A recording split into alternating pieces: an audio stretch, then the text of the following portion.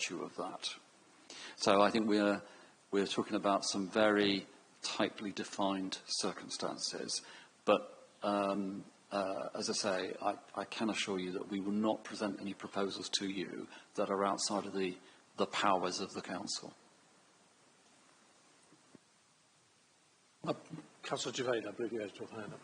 Yeah, most of the questions are already asked, but I just wanted to kind of expand or dissect the situation, because I completely understand, and after the walk today, it makes better sense how it's positioned and how it's kind of supplying and receiving, and the complications underneath.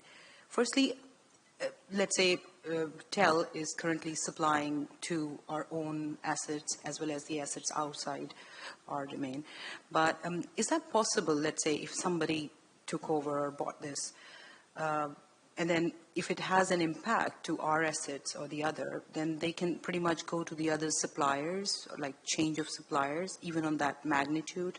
So would that resolve that piece of complication? That's the first part. And the second thing will be this debt and equity settlement that we spoke about a couple of times. So also in the presentation, we noted that TEL is now the mother company of this Milton Keynes, Central Milton Keynes Energy Limited. So are we going to have like a debt and equity swap there? So the advantage of the sale will first go to TEL and then to Woking Borough, or is that going to be independent of the TEL arrangements? Thanks. I'm going to invite Sam to say where that isn't quite as clear. So it's going to have to make the judgment about the nature of the expertise that it requires access to, taking into account the knowledge base that has been built here, but also some of the wider challenges that it may have, not as a result of what's coming across from Woking, but what's coming across from others. Can manual with some team or an expert about legacy issues or anything they pick and choose anyway.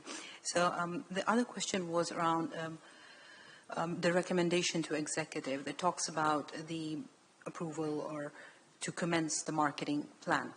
And of course, we've also seen that there is a marketing plan that has been shared or will be shared with the executives. What does this plan look like, and how does it kind of define this whole exercise into, let's say, brief steps? It is exempt appendices to the executive report, so if we do want to discuss that, we can list that as an item to go into part 2 to discuss in more detail. The final one, just the last question. So Thamesway Housing Limited, and we looked at the 1,400 homes that are currently there. And you also said that we do not have the protection of Section 106, in which case, even if this asset is sold to an investor, we may or may not have that kind of provision. So for the affordable or the social housing. So will we, let's say we're not in a position to tell the buyer or, kind of dictate them how to deal with that property, but there seems to be then the gap for the social and affordable housing. And will we have a contingency plan, or how will we address that kind of gap?